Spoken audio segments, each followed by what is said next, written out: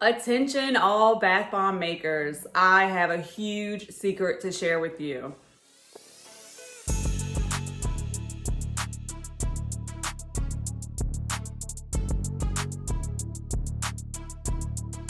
So one of the most important elements of making bath bombs is the bath bomb mix itself. And I have discovered the holy grail to making the perfect bath bomb mix. Introducing the blob. This is when your wet ingredients get really thick, and sometimes they get so thick that they become one enormous, like a single blob. Blob acts as a buffer, so you can add sufficient wet ingredients without causing premature reactions, which is always good. And the other thing is that it allows the mix to stay wet a while, so it doesn't dry out as quickly. I've done several experiments. I've done enough to know that it works.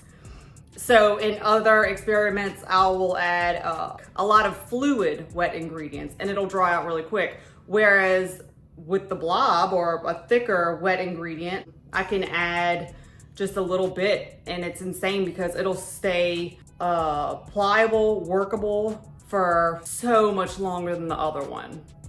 So to clarify, thick wet ingredients like the blob acts as a buffer, eliminating premature reactions. The mix stays wet and workable for much, much longer. Normally you have to be very precise with wet ingredients, but with this, you don't have to. Matter of fact, the blob allows you to add more wet ingredients than normal. All of these are huge advantages that contribute to creating a perfect final bath bomb, and it also makes the bath bomb making process much easier. In past tutorials, I've demonstrated that thick liquids like oil or polysorbate 80 don't cause reactions in the mix, while thin liquids like water or cocoa betaine do. So it makes complete sense that you'd only want to use thick wet ingredients. Whenever I use thin fluid wet ingredients, the mix reacts, causing the bath bombs to puff up, and the bombs also develop cracks in the middle, ranging from small to huge. You can also see these bath bombs are much bigger than the others. Yet whenever I use the same amount of wet ingredients with minor adjustments to the amounts in order to get my liquid to thicken, I get perfect bath bomb mix, which then creates perfect bath bombs.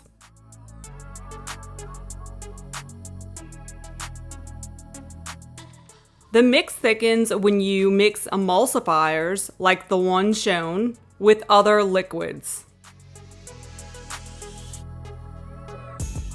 There are many factors that can influence the thickening process, and I'll share what I've learned so far. Some things to keep in mind are, besides the emulsifier, you have to add water. This is fragrance, carrier oil, and poly 80. As soon as I add water, it thickens right up.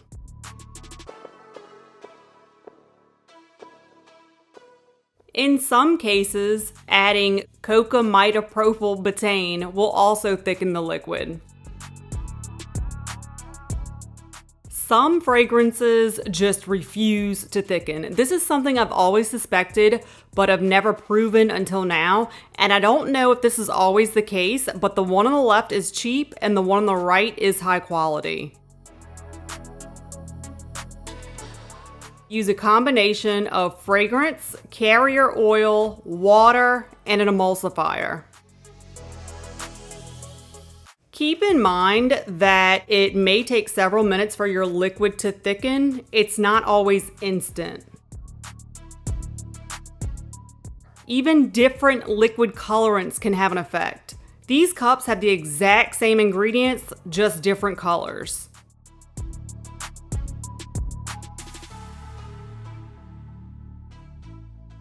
Also, just a quick note, you cannot substitute liquid colorant for water. Liquid colorant does not thicken like regular water does.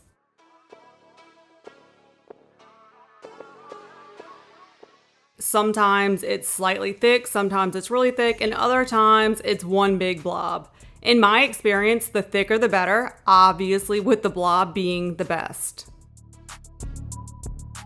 The best bath bomb mix will feel light, fluffy, and sort of like barely moist sand. You can squeeze it and it should just be able to hold together.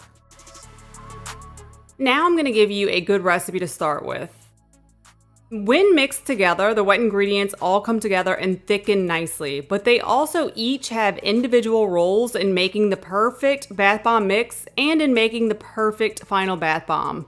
Check out the description for more. I've never made a plain white bath bomb and I don't plan on starting now. So I'm making a very elegant and sophisticated bath bomb that goes really slow in the tub and it's really sparkly. Here's a standard recipe for dry ingredients. By the way, I recently tried adding the citric acid last, and what a nightmare that was. All of my bombs came out soft and crumbled to powder when I touched them.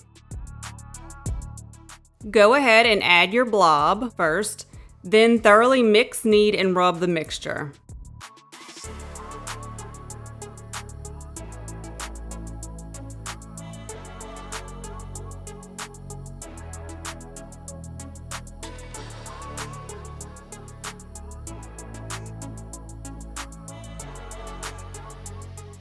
I'm adding sparkling salt. For that tutorial, click the information icon.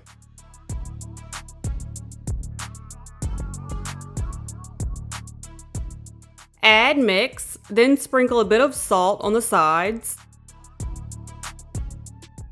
Add more mix, filling it to the top. Lightly pack it down. And add loose mix on top.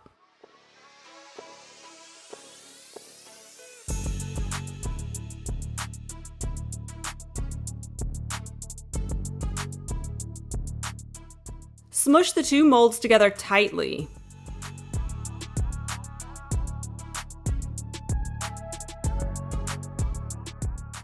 Tap it with a spoon to release the bomb.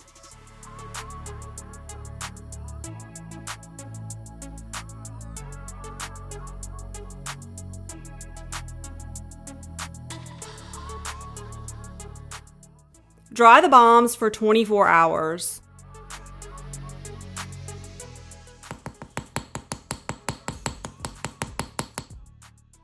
Besides the salts falling out a bit, it's perfect. The surface is smooth and tight, it's not powdery, there's no cracks, and most importantly, it's rock hard.